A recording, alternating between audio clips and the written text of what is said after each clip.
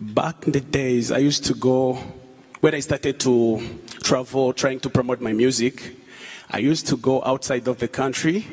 And when I said I'm from Rwanda, people used to confuse it. They'll be like, you Rwanda, Uganda? I'll be like, no, I'm from Rwanda. But now, here we are.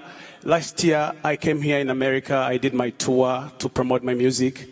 And everywhere I went, they know Rwanda, and they know us very well.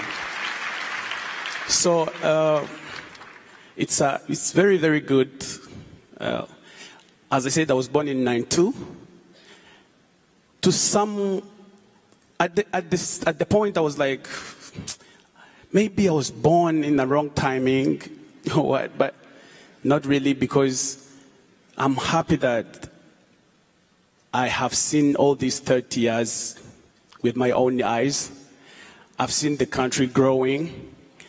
It was very hard for the last time, because performing in front of people like you, people used to be sad to the point that you tell them to clap and they cannot.